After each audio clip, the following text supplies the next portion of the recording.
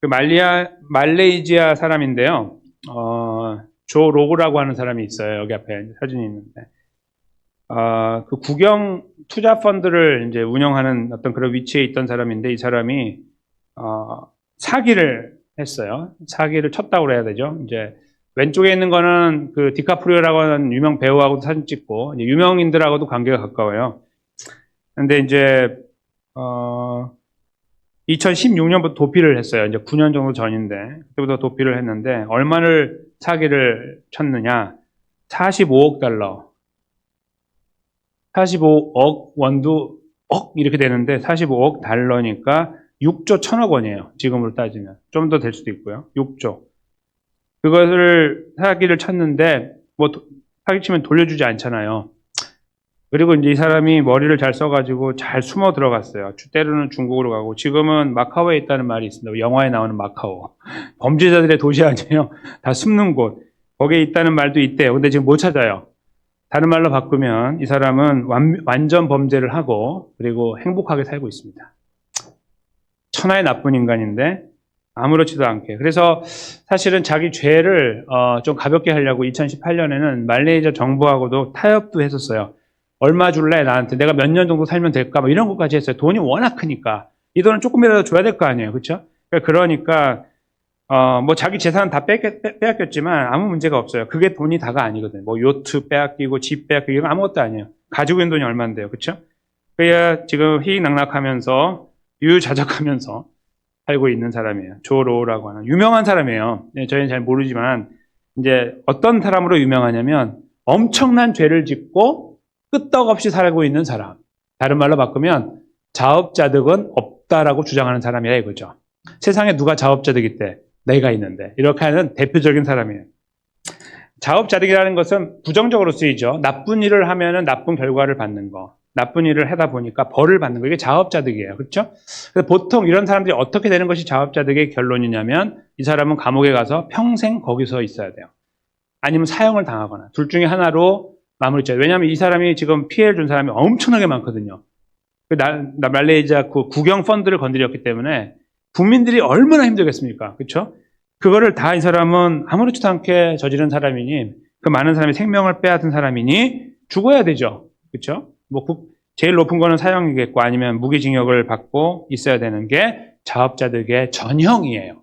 근데 전형을 볼 수 없는 독특한 경우를 이 사람의 삶에서 발견하게 됩니다. 여러분과 저는요, 그럼에도 불구하고 자업자득은 살아있다라고 생각하죠. 우리가 어떤 나쁜 일을 하게 되면은 마음에 부담이 되고, 이거 내가 이런 나쁜 일을 해서 큰일 났네. 벌 받으면 안 되는데. 이런 생각을 하고 계시잖아요, 여러분께서. 그럼 여러분 어떤 사람이냐면 아직 양심이 살아있고 그리고 순진하신 분들이에요. 조금 더 정확하게 말씀드리면. 진짜 세상을 험하게 살고 경험한 분들, 나쁜 일 많이 하고 끄떡없이 사는 사람들은 그런 사람들을 보면 아무리 나이가 많아도 어린아이로 취급하죠. 아직 인생을 모르거나 세상을 모른다고 말할 거예요, 그런 사람들은. 내가 나쁜 일 많이 해봐서 아는데,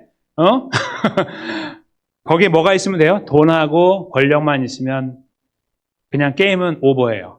돈하고 권력. 그래서 이런 문제가 발생할 때 있잖아요. 문제를 해결하는, 자업자득의 문제를 해결하는 결론에 무엇이 항상 따라다니냐면, 이거는 공통분모인데 전 세계적으로 돈하고 권력이에요. 명예하고 위치, 성공 이런 건 좀 뒤쪽에 있고, 돈과 권력이 결탁하면 아무것도 이길 수 없습니다. 뭐 미국에 몇 개가 달려들어도 이기지 못해요. 여러분과 제가 다 알고 있는 거죠. 자업자득을 바꾸는 키는 결국은 돈과 권력이다. 세상을 그렇게 말해줍니다. 그러나 한편에서 우리 시원장로교회 성도님들은 그래도 자업자득은 있을 거야 라고 믿으며 하나님 백성다운 걸음을 걷고 계시는지도 모르죠. 그렇게 해야 되겠죠. 그러나 세상은 그런 것들을 바보처럼 여기고, 그리고 생각하기를 돈과 권력만 있으면 인생은 만사형통이라고 말을 하고 있습니다. 오늘 저희가 보려고 하는 말씀 속에는 자업자득 이야기가 나와요. 분명한 자업자득이 있다는 이야기 한 가지가 나오고, 또 하나는 자업자득은 없다라는 이야기가 나와요. 이 두 가지가 이 본문 속에 담겨 있는데, 그걸 저희가 잠시 묵상하면서 저에게 주시는 은혜를 경험하려고 그래요. 여러분과 저의 삶을 살피는 경우도 되겠지만, 기회도 되겠지만, 그거보다 훨씬 더 큰 의미를 우리는 이 말씀 속에 찾게 됩니다. 그 말씀으로 잠깐 들어가서 사사기 첫 부분을 살펴보겠습니다. 여호수아가 죽은 후에 이스라엘 자손이 여호와께 여쭈어 이르되 이렇게 표현하고 있죠. 여러분과 저는 잘 몰라요. 이스라엘 사람들만 알아요. 이 말이 어떤 말인지. 그러니까 그 민족, 원래 우리가 이제 한국어를 쓰니까 아무리 누가 한국어를 잘해도 그 사람보다 우리가 뛰어나다고 생각하잖아요. 그리고 실제적으로 따져보면 이제 더 잘해요. 한국 사람들이. 그렇죠? 당연하죠. 1세니까. 근데 이제 이스라엘, 저희가 이제 성경을 읽을 때 이스라엘 말을 읽는 거기 때문에 이게 이해는 되고 다 해석은 할 수 있지만 모르는 부분들이 있거든요. 그래서 이스라엘 학자들이 만들어 놓은 어떤 그런 연구서를 보기도 하고 그래요. 그런 것들을 참고할 때 도움이 되거든요. 당시 흐름을 알기 때문에. 근데 여기에 바로 이 부분이 그런 거예요.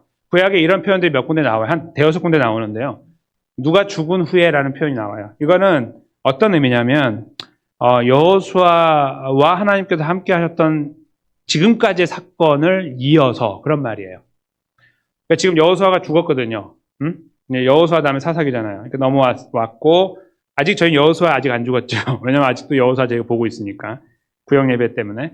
그러나 이 사사기로 넘어오면서는 여호수아가 죽은 다음이라고 설명하고 있는 거예요. 이 말은 여호수아가 죽었대 그런 말이 아니라 하나님께서 이스라엘과 함께 하실 때 사용했던 그 바로 여호수아가 죽은 이후에 그런 말이에요. 그런 말은 비록 그는 죽었으나 여호수아와 함께 하셨던 그 하나님의 역사는 지금도 이어지고 있을 때에 그런 말이에요. 하나님은 절대로 죽지 않고 역사의 주관자가 되어진 분이셨을 때에 그 역할을 하고 계실 때에 그런 의미라는 말입니다. 유대인들은 그걸 딱 금방 알아차리는데 다른 민족들은 찾아내기 어려워요. 학자들의 도움을 통해서 우리가 이제 이 말의 의미를 찾는 거예요. 바로 그런 의미가 있는 거예요. 아시겠죠? 그러니까 여호수아를 시작할 때, 사사기를 시작할 때 앞에 이야기하고 연결을 하고 싶은 하나님의 의도가 이 사사기의 첫 번째 담겨 있다 이렇게 볼 수 있는 겁니다. 즉 하나님의 역사가 계속되고 있는 때에 그런 말이에요. 그때 이스라엘 자손이 여호와께 여쭈은 거예요. 물어본 거예요. 우리 가운데 누가 먼저 올라가서 가나안 족속과 싸우리까? 이렇게 물어본 거예요. 아마도 이렇게 공동체에 같이 물어봤겠죠. 사람들이 모여가지고 좀 그 중에 장로라고 하는 사람들, 오늘날 장로하고 완전히 달라요.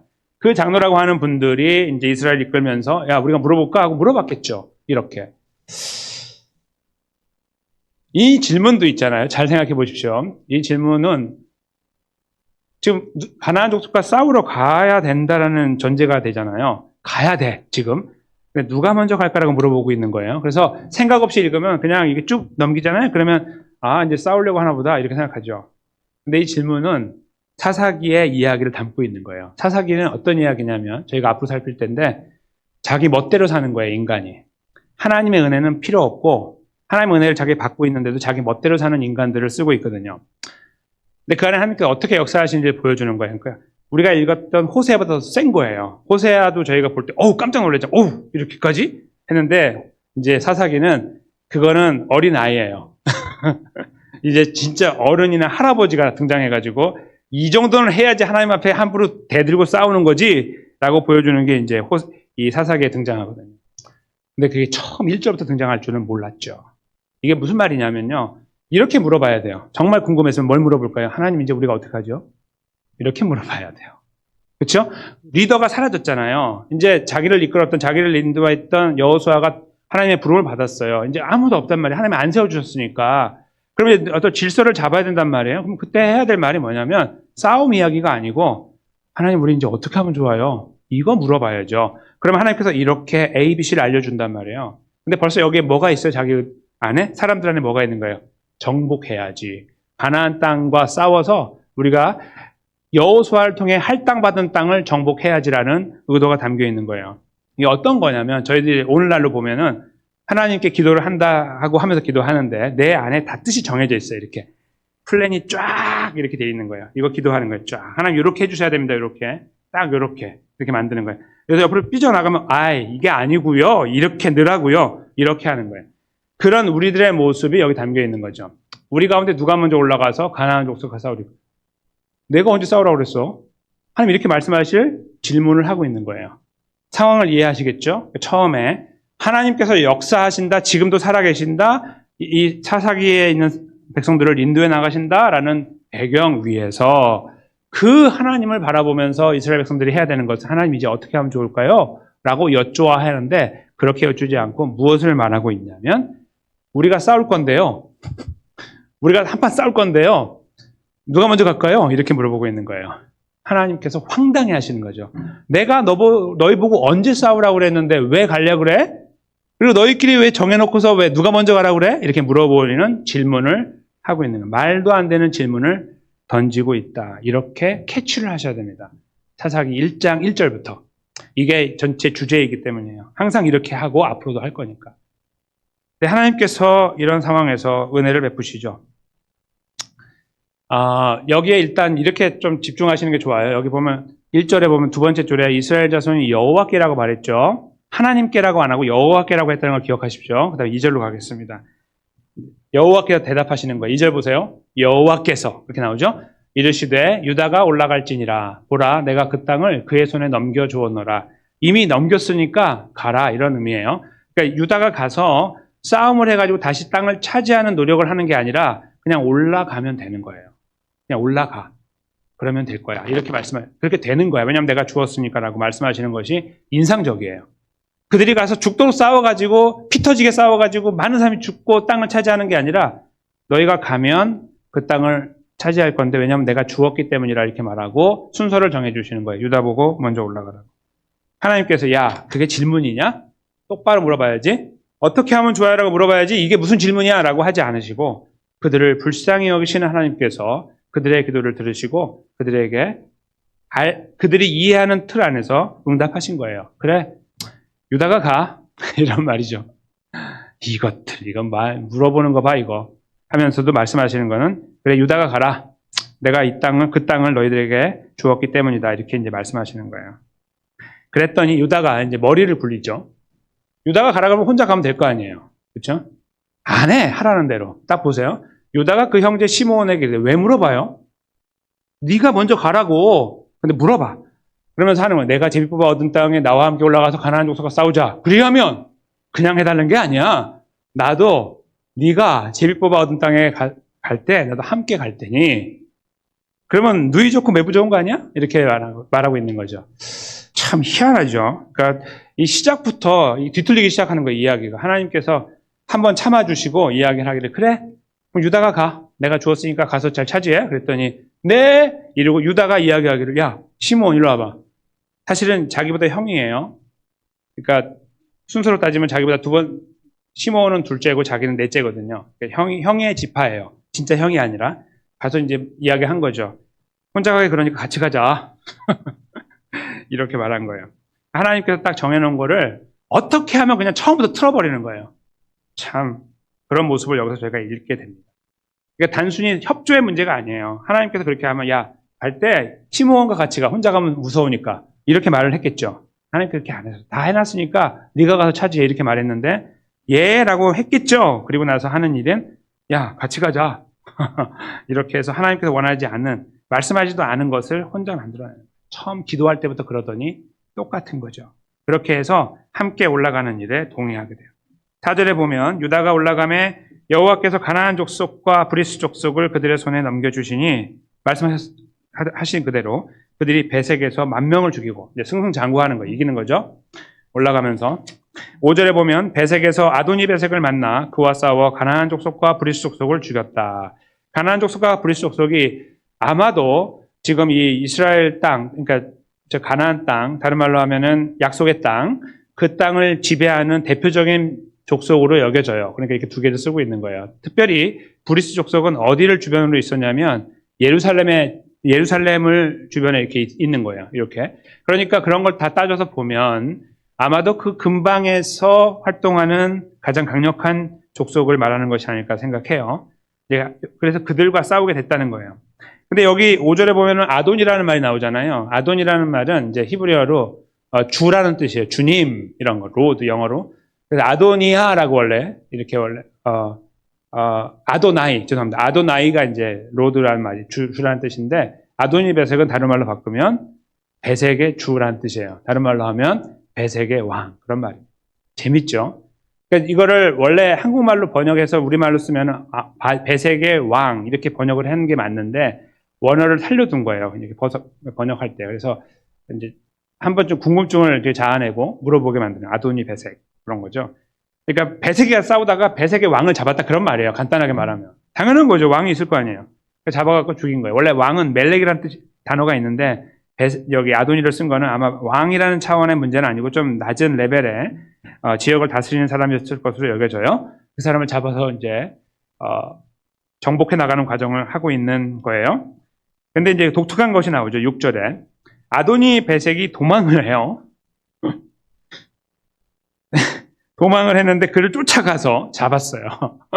그리고 그의 엄지손가락과 엄지발가락을 잘랐습니다. 엄지발가락 자르고 엄지손가락 자르면 어떻게 되죠? 칼을 못 잡죠. 이게 전투할 수 있는 능력을 상실하게 돼요. 걷지도 못해요. 서는 것도 힘들죠. 이제 엄지발가락, 엄지손가락의 중요성을 알고 있는 거예요. 당시에. 의료시설도 발달이 안 돼 있는데 그걸 알아서 여기를 딱 잘라놓은 거예요. 그러면 이제 그냥 힘을 못 쓰는 사람이 돼버리니까 그렇게 만들었어요. 그쪽에 6절에 나오죠. 그랬더니 이제 그가 하는 말이에요. 여기에 바로 이제 자업자득이 나오는 거예요. 7절에 보세요. 아도니 베색이 자기 손가락 잘린 다음에 이렇게 딱 이렇게 앉아갖고 이야기하는 거예요. 옛날에 내가 사실은 70명 왕들을 잡아가지고 손가락, 발가락, 엄지손가락, 엄지발가락 다 잘라놓고 그들이 내 상에서 기어다니면서 먹을 것을 주었었어. 나는 그거 즐거워하면서 먹었었지. 그런 말입니다. 그러더니 셋째 줄 중간부터 보세요. 하나님이 내가 행한 대로 내게 갚으심이로다. 내가 한 그대로 똑같이 잘려갖고 죽어가는 거죠. 그걸 보면서 자업자득이로다 라고 말하고 있는 거예요. 무리가 그를 끌고 예루살렘 가까운 데 이르러서 그 예루살렘 정복하고 거기에서 그를 죽였더라. 근데 죽었더라 쓰고 있죠. 그러니까 자연사를 했는지 모르겠지만 죽었다라고 피동으로 쓰고 있는 거예요.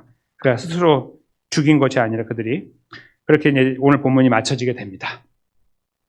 여기서 저희가 이제 첫 번째 만나는 자업자득, 바로 아도니 베색을 보는 거예요. 아하, 그렇지. 그럼 그렇지. 자업자득이지! 라고 우리 모두가 동의할 수 있어요. 이 본문 7절을 보면서. 근데 이 자업자득이라고 하는 이 상황을 놓고 한 가지만 생각할 것이 있습니다. 아도니 베색이 하는 말 중에 3절, 저기 세 번째 줄에 보면은 하나님이라는 단어가 있어요. 오! 아도니 베색이 하나님을 알았네? 이렇게 생각할 수 있습니다. 근데 여기서 오늘 그 사사기 1장 1절 7절에 쓰여질 때 하나님을 뭐라고 썼죠? 기억하시죠? 1절과 2절에 여호와. 그렇죠? 이게 바로 이 히브리어가 갖고 있는 묘미예요. 한국 사람들은 잘 캐치하지 못하는. 처음에 여호와라고 썼다는 게 중요한 거예요.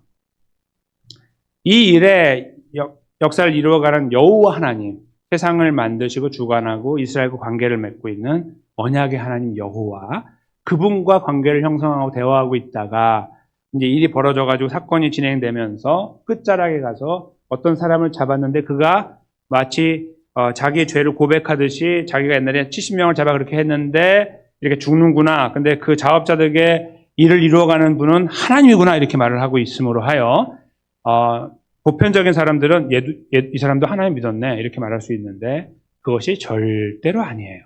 절대로.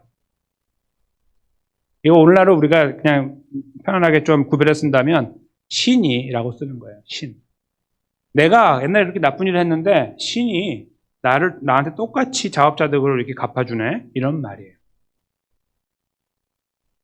그래서 단어가 바뀐 거예요. 여러분과 제가 잘 알아차리지 못하기 때문에 그런 거죠. 하나님께서 이렇게 하신 거예요. 세밀하게. 앞부분에는 여호와 하나님과의 관계, 진짜 하나님.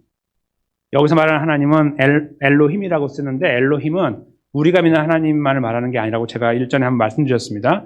고대 근동의 사람들은 다 엘로힘을 불렀습니다.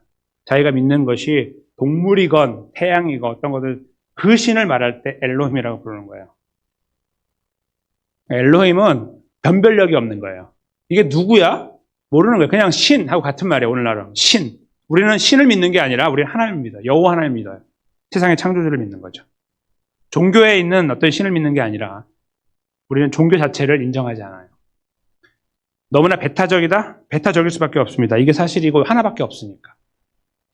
우주를 만드신 분, 그리고 세상을 주관하시는 분, 이 역사를 스스로 끝내실 분, 유일한 한 분밖에 없기 때문에. 다른 신들과 비교해서 뛰어난 이집트의, 죄송합니다. 그 그리스 신화에 나온 어떤 신들 이야기, 그런 허접한 이야기가 절대로 아니에요. 상대가 되지 않고 비교할 수 없는 이야기입니다. 우리는 이 여호와 하나님을 성경에서밖에 못 만나요. 그 하나님께서, 그 여호와 하나님께서 그들과 관계를 맺으신 거예요. 그리고 나서 오늘 이야기의 끝자락에서 신이 나한테 똑같이 갚아주네 이렇게 하고 있는 겁니다. 그가 말하고 있는 신은 자업자득을 실행하는 신이에요. 나쁜 사람은 벌 주는 신이에요. 그리고 그렇게 사람들은 믿어왔고 21세기에도 사람들은 그렇게 믿어요. 나쁜 일 하면 벌 받는다. 자업자득은 지금도 살아있다 생각하는 거예요. 저희가 한 가지 미스하는 건 뭐냐면 자업자득이 살아있지 않다는 현실이 있는데도 불구하고 거기까지 생각을 미처 못하는 거예요. 너무나 짧게 생각하고 얇게 생각하면 자업자득이 있지 세상에 없어? 이렇게 말하는 거예요. 세상을 몰라도 한참 모르는 거죠. 제가 아까 서두에 말씀드린 저런 일들이 버젓이 벌어지고 저 사람 저렇게 끝까지 가다가 100세까지 살고 죽으면 어떻게 할 건데요? 어떻게 할 건데요? 자업자득이 있습니까? 없습니까? 그리고 그 후손들이 쫙 해가지고 재벌들 되고 살면 어떻게 할 거냐고요? 자업자득이 있는 게 아니라고요. 경험하지 못할 때가 더 많은 거예요. 세상에서는. 그런데 이 손가락 잘린 아도니 베색은 그 신을 경험하는 거예요. 자기가 잘못한 걸 벌 주는 신을 경험한 것뿐이에요. 여호와 하나님이 아니라. 아이고 내가 나쁜 일 했더니 벌 받는구나 이렇게 하고서 죽는 거죠. 그런 모습을 여기서 저희가 이해할 수 있어야 돼. 분명하게. 그래야만 이 본문을 분명하게 알게 되는 거예요. 첫 번째 등장하는 자업자득. 있어 보이는 그 일을 일단 하나 제가 생각합니다. 그래도 벌어지고 있네 자업자득이. 하나를 생각하죠. 근데 이 본문 안에 등장하고 있는 시몬이라고 하는 지파를 잠깐 생각해 볼게요. 동시에 이스라엘 지파를 생각해 보겠습니다. 그들은 어떠냐? 이스라엘 지파, 12지파, 정확하게 13지파, 그들은 하나님과 관계에서 그렇게 올바른 모습을 잘 지키지 못하고 살아왔고 지금도 살고 있어요. 이거 쓰여질 때도 그렇고. 엉망으로 살고 있어요, 지금. 하여튼, 지금 완전히 무너지고 있거든요, 이렇게. 그런 가운데 있는 그들 중에 특별히 이제 시므온하고 레위를 잠깐 말씀드리려고 그러는데요. 시므온과 레위. 시므온이 둘째, 레위가 셋째였는데, 야곱이 자기 아들 12아들과 그리고 이제 딸하고 그리고 이제 다른 이제 그 종들을 데리고 세겜이라는 곳에 정착할 때에 불미스러운 일이 벌어져요. 자기 유일한 딸이었던 디나가 성폭행을 당하죠. 밖에 나갔다가. 그래서 그거 가지고 마음 아파하는데 이제 야곱은 찍소리 못한 것은 숫자가 너무 적어요. 자기 식구가. 전쟁하면 지니까 아무 말도 못하고 가만히 있었던 거예요. 근데 두 아들이 똑똑한 두 아들 시므온하고 레위가 이거 참을 수 없다. 내 동생을 건드려? 해가지고 그쪽에 가서 단판을 짓죠. 당신들이 모두 할례를 받으면 다 할례를 받으면 내 동생 디나를 줄게. 아버지도 모르는 사이에 그 딜을 했죠. 그리고 할례를 다 받았어요. 남자분들은 이제 할례를 받으면 잘 움직이지 못하잖아요. 싸움을 못하죠. 그때 덮쳐가지고 다 죽여버리죠. 네. 한 방에 끝냈어요. 아주 지혜로운 거죠. 한편으로 인간적으로 보면. 그래서 이제 아버지한테 혼났죠. 너 왜 건드려가지고 주변의 사람들이 우리를 다 집중하게 만들어? 막 이렇게 이제 화를 내는 그런 과정이 이어져요. 나중에 야곱이 그게 마음에 저 한쪽에 박혀 있어가지고 자기가 죽을 때에 12아들에 대한 복을 하나님께 비는 과정이 나오거든요. 그 복은 의미 없는 겁니다. 제가 몇 번 말씀드렸죠. 그거는 그대로 되는 게 아니에요, 인생은. 사람이 자기 멋대로 뭐 해가지고 기도한다고 되는 게 아니라는 거예요. 그렇게 안 돼요. 그런데 그 안 되는 결과가 뭐냐면 이 레위하고 시므온은 그냥 내 마음을 힘들게 했으니까 아주 안 돼버려라 그냥 이렇게 하고 저주를 퍼붓고 그냥 끝났어요. 그러니까 자기 아들들한테 그렇게 했거든요. 얼마나 여기에 남아있었으면 이게 안 좋은 것들이. 그런데 생각해 보십시오. 모세는 어떤 지파입니까? 모세. 레위 지파입니다. 이게 말이 됩니까? 레위 지파 망해야 되거든요. 그것도 쫄딱 망해야죠. 이렇게 말했는데. 근데 레위 지파에 모세가 나오고 제사장 지파가 됐어요. 누가요? 아론의 후손이 제사장이 되고 모세는 이스라엘을 출애굽시킨 지도자가 됐어요. 이게 무슨 이야기입니까, 이게? 제가 드리려고 하는 말씀을 아시겠죠? 이스라엘 안에는 자업자득을 발견할 수가 없다, 이겁니다. 왜요? 그래도 모세가 좀 사람이 듬직해서 바로의 아래에서 교육받고 좀 똑똑한 사람이라서 당시의 학문을 깨달은 사람이고 싸움도 잘하는 사람이니까 천만의 말씀입니다. 천만의 말씀. 절대로 아니에요. 성경에 나와 있지도 않고. 자업자득을 뒤집어 버리는 거예요, 하나님께서. 당시의 신들이라고 하는 수많은 우상들이 갖고 있는 체계는 무조건 자업자득이에요. 무조건. 잘못하면 벌 받아야 돼요. 그러니까 죽을 힘을 다해서 자기 신에게 잘해야 되고 심지어 자기 자녀까지 불살라 태워가지고 바쳐야만 자기 인생이 펴는 거예요. 그런 엉터리 인생들을 살고 있는 가운데 이 자업자득은 살아 움직이거든요. 잘못하면 벌벌 떠는 거예요. 한편으로 좋죠. 그러나 왜 떠냐면은 자기 양심 때문이 아니라 벌 받을 것 때문에 떠는 거예요. 그게 그들의 삶의 내용이었어요. 하나님께서는 이스라엘 백성들 인도하실 때 자업자득 그게 있어요. 가끔씩. 근데 잘하면 내가 복 주고 못하면 벌 주고 이거 있잖아요. 그러나 하나님께서는 이 공식이 이렇게 있는데 공식을 지켜서 여기까지 오지 않으셨어요. 거의 무시하고 왔어요. 하나님께서는 그거를 하나하나 그들이 깰 때마다 가슴이 찢어졌지만 이 찢어진 가슴을 계속 꼭 꿰매면서 홀로 오신 거예요. 여기까지. 근데 그 인생들 보세요. 지금 사사기 들어와서 보니까 이 리더가 없어진 상태에서 뭐 잘하는가 봤더니 베푸신 은혜가 크니까 뭔가 좀 제대로 정신 차리나 봤더니 첫 마디부터 틀려버리고 하는 말들이 벌써 틀리고 하라는 거 안 하고 벌써 이래요. 이걸 바라보는 하나님 입장이 어떠실까요? 야, 진짜 미치겠구나 이거 진짜. 이거 어떻게 이거? 이렇게 되는 거죠. 근데 거기에서 만약에 자업자득대로 행하셨다고 해보세요. 우상이 하지도 않지만 하는 것처럼 믿고 있는 그 사람들의 생각처럼 하나님께서 반응하셨으면 이스라엘은 벌써 소멸되어 없어졌어요. 다 불타버렸을 겁니다. 다 가루가 돼서 흩어져 버리죠. 한 명도 필요 없어요. 모세고 뭐고 다 필요 없는 거예요. 모세도 죄를 졌잖아요. 이거 제대로 하나 서 있는 인간이 없는 거예요. 여호수아도 실수하고, 그렇죠? 뭐 이래 이거. 이렇게 되는 거예요. 그러니까 자업자득이라는 거 따지기 시작하면 다 끝나는 겁니다. 이스라엘만 그런 것이 아니라 모든 인류가 그래요. 근데 하나님께서 오늘 아도니베섹이 손가락 잘려갖고 이야기하는 이거하고 완전히 다른 이야기를 만들어 오셨어요. 지금까지. 그들은 잘 모르지만. 그리고 그들을 끝까지 지키기 위해서 계속 자업자득을 없이 하셨어요. 이스라엘에게. 그들은 계속 범죄하고 무너졌지만 그것을 비껴갈 수 있도록 하시고 또 은혜를 베풀어 오셨던 거예요. 그래서 레위 지파는 지금까지 버젓이 살아있고요. 그리고 제사장이 돼가지고 아무것도 아닌 그들이 그 일을 하고 있는 거예요. 그리고 시므온은 진작 없어져야 되는데 같은 공범이니까 그리고 저주를 퍼부었으니까 하나님께서 붙잡아 주셔가지고 유다랑 함께 이 땅을 정복하는 거 허용해 주셨어요. 유다를 보고 야 너희는 왜 인생이 그 모양이냐 이렇게 말하지 않고 그들이 하는 것을 그냥 이렇게 허용해 주시는 가운데 그들의 이야기를 진행하고 말씀하신 대로 정복의 과정을 완성하게 첫 번째 과정을 이렇게 하나님께서 은혜를 베풀어 주신 거예요. 하나님 말씀을 떠나서도 삶에서는 자업자득을 찾기가 어려워요. 제가 이미 말씀드렸습니다. 자업자득을 찾는 경우도 있고 찾지 못하는 경우도 있어요. 우리 삶에서는 두 가지가 공존하는데 힘 있는 사람들은 찾지 못할 때가 많아요. 소위 유전, 무죄, 무전, 유죄. 돈 있으면 무죄, 돈 없으면 유죄. 그 원칙은 예나 지금이나 변함없이 이루어지고 있습니다. 여기서 돌아가고 있는 거예요. 이렇게. 그러니까 힘이 없고 연약한 분들은 조금만 잘못해도 그 프리즌 감옥에 가서 오래 사셔야 되고 보통 일이 아니에요.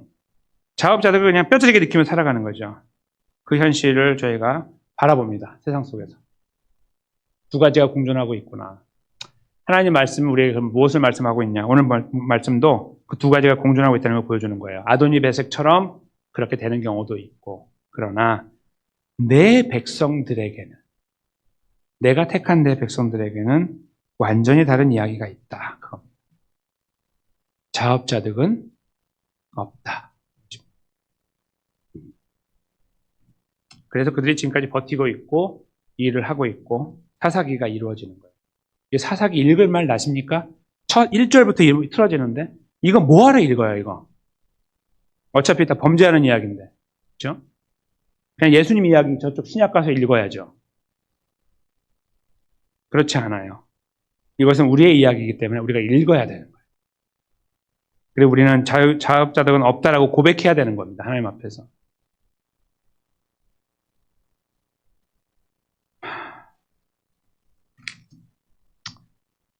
여호와 하나님께서 이 자업자득이 없다는 말씀을 어떻게 쓰고 계시는지 잠깐 제가 읽어드리려고 그래요.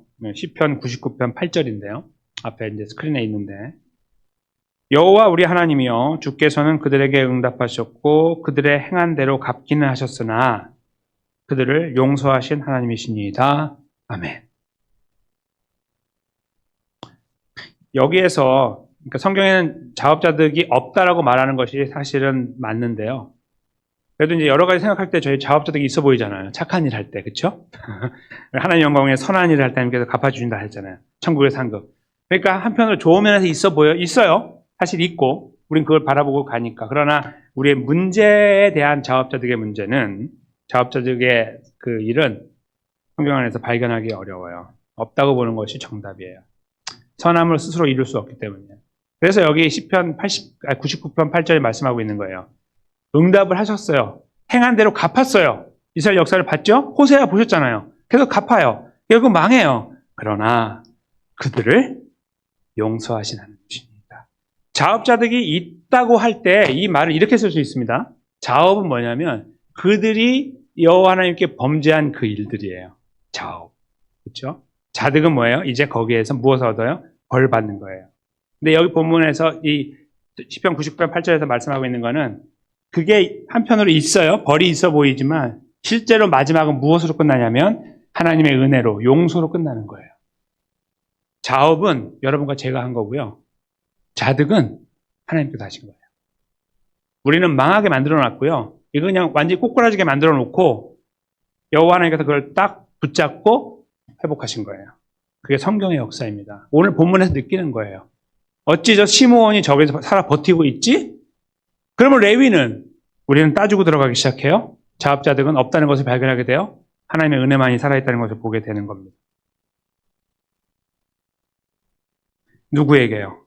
여호와를 부르는 자에게. 여호와가 우리 하나님이신 것을 알고 있는 자에게.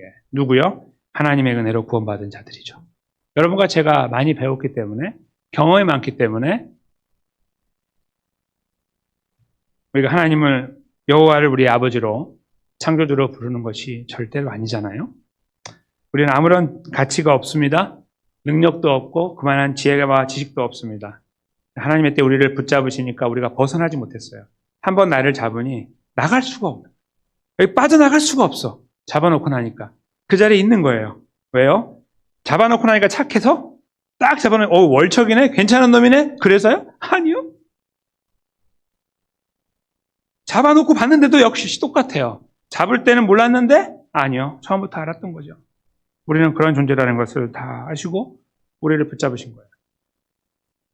그리고 나서 우리가 잘못할 때 때로는 벌하기도 하시고 우리 아프신 마음을 표현하기도 하지만 마지막에 그 자득, 우리가 만든 자업을 자득으로 맞받아치실 때에 용서하심으로, 은혜로, 회복하심으로 맞받아치시는 그 하나님으로 구약 성경 안에서 존재해 오셨고 그리고 21세기에 존재하고 계시는 거죠. 어떻게 그것을 21세기까지 이루어 오십니까? 바로 2000년 전에 예수님이 이 땅에 오셨기 때문입니다. 그동안에는 동물을 잡아가지고 각을 뜨고 사지를 다 찢어버림으로 하여 그 분노를 거기서 이렇게 시키셨다고 한다면, 그렇죠? 제사를 통해서 이제 그 자리에 예수 그리스도, 자기 독생자, 성경에 의하면 우리가 믿는 그 체계적으로 보면 아들 예수 그리스도를 거기다 놓고 사지를 찢는 과정을 지나가심으로 이스라엘과, 정확하게 말하면 하나님 백성, 창세전에 택하신 하나님 백성을 향한 그 사랑을 완성하기 위한 걸음을 이루어 오신 겁니다.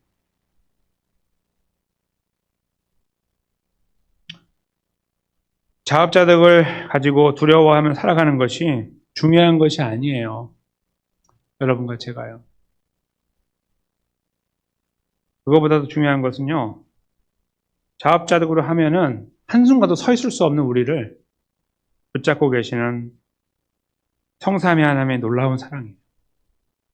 십자가와 부활로 증명된 그 사랑입니다. 그래서 우리는 자업자득이 없다고 말하는 거예요. 우리는 저 말을 가볍게 하지 못해요. 야, 자업자득이 없대. 성경 봐봐. 세상도 그래. 이걸 보면 봐봐. 이거 없잖아. 이렇게 가볍게 이렇게 말하지 못해요. 우리 인생을 들여다보면요. 우린 그렇게 못 말해요. 지금도 내가 어떻게 살고 있는지를 우리가 들여다보면 참 인생 참 우리를 보면서 하는 거예요. 참 이게 인생인데요. 이 인생 붙잡고 계신 하나님 참 이런 마음이 있어야 되는 거 아니에요? 그런 입에서 자업자 등은 없다는 고백이 나와요. 그리고 감사해야 되는 거죠. 그 감사와 더불어 우리는 내가 어찌할 거라고 생각해야 돼. 내가 어떻게 하나님 백성으로 살아갈 거를 생각해야 돼.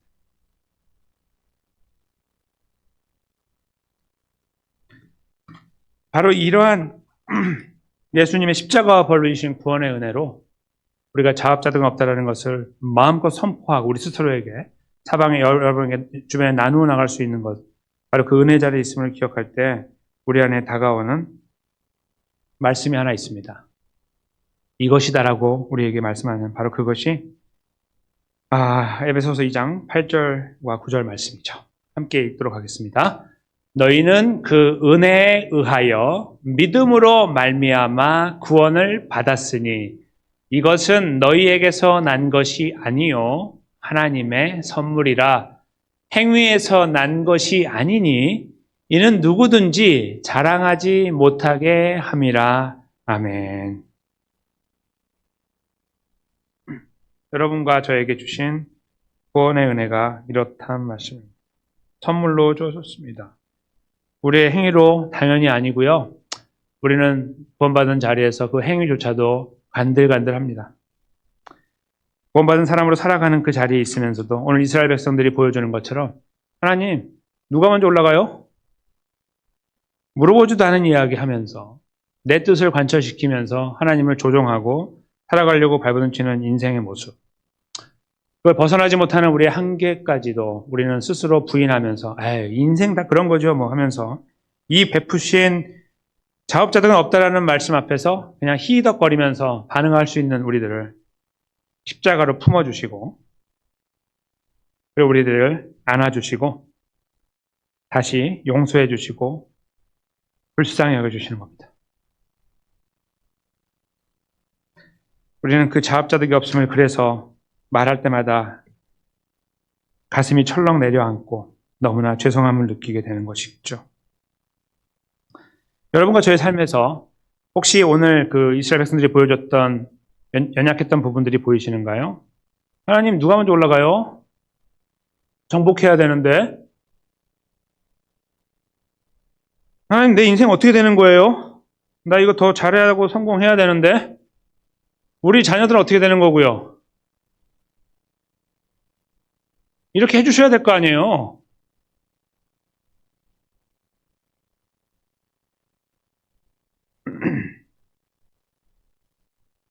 내 삶은 왜 여기에서 멈춰 있습니까? 잘 되게 해주셔야지. 뭐 이런 것들이 혹시 우리의 가슴속에 가득 차서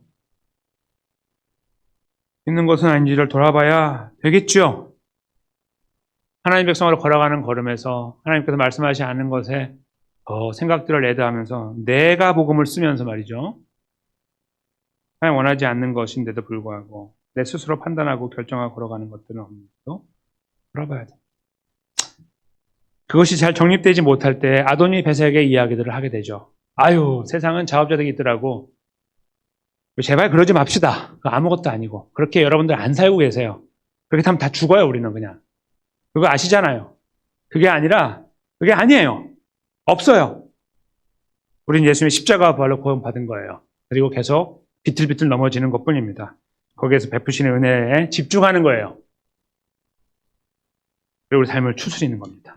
나를 불쌍히 여겨달라고 기도하는. 내 삶을 어떻게 인도하시건 감사함으로 주님 백성다운 걸음을 걷게 해주십시오. 내 말과 행동과 마음과 생각이 그렇게 되게 도와주십시오. 내 가정 안에서 내 삶의 여정 속에서 주변의 환경 속에서 그런 모습으로 설 수 있도록 도와주십시오. 우리가 이렇게 그냥 심플하게 기도하는 거예요. 어린아이처럼 심플하게. 그것이 여러분과 저의 걸음 속에 있기 원하고요. 여러분과 저의 의지가 아니라요. 그조차도 우리와 연합하여 함께 하신 예수님께 의지하면서 가는 거예요. 우리 모든 것 되신 예수님, 우리와 함께 하시고 이 연약한 존재 가운데 여전히 버티고 계시는 우리의 구원자 예수 그리스도. 그분을 힘입어, 그 이름을 힘입어 하나님 아버지께 기도하며 감사하며 감격하며 또 한 주의 걸음을 의미 있고 가치 있고 보람 있게 진실되고 진정한 모습으로 걸어가시는 가운데 하나님 아버지의 위로와 격려와 소망이 여러분과 저의 삶에 풍성한 한 주의 걸음이 되시기를 예수님의 귀하신 이름으로 간절히 축원합니다.